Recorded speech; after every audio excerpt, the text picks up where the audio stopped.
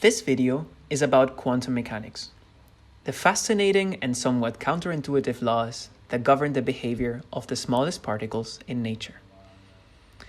It is about harnessing those laws and using them to build powerful tools that could bring technology to a whole new level. And ultimately, to use these tools to deepen our knowledge about quantum mechanics itself. Does that sound weird? Stay tuned. Let's start a few tens of years ago. The technological advances of the past half a century have greatly improved our quality of life. These would not be possible if we didn't understand the basic properties of solids. Whether it is the semiconductors that build up transistors in computers, the magnetic materials used for memory storage, or the metals to conduct electricity. Technology would not have advanced without that knowledge. The responsible particles for all these diverse states of matter are electrons. Those harmlessly looking particles can actually do a lot of weird things as they behave quantum mechanically. They have an electric charge and a magnetic moment, which makes them responsible for the electric and magnetic phenomena in solids.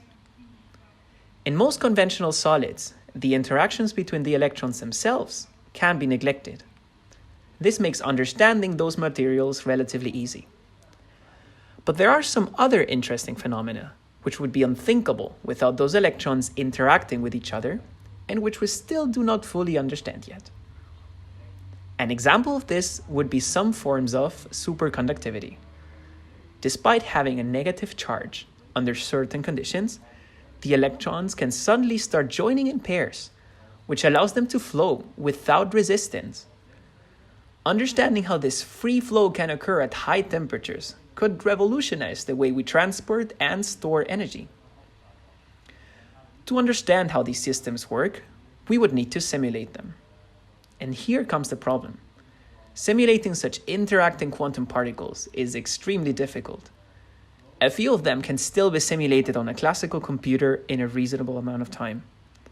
However, the computational time can soon reach millions of years when taking only a few tens of such interacting particles. To solve this problem, we want to follow a different approach, termed analog quantum simulations. The basic idea is to emulate those quantum systems by engineering a similar quantum system which would reproduce the interactions present in the solid that we want to simulate. In other words, use the power of quantum mechanics to simulate quantum mechanics. In our lab, we use tiny little metallic structures of only a few tens of nanometers in size, where we can apply a voltage to attract and capture electrons. And what is more, by playing around with those voltages, we can also increase or decrease the interactions between the electrons.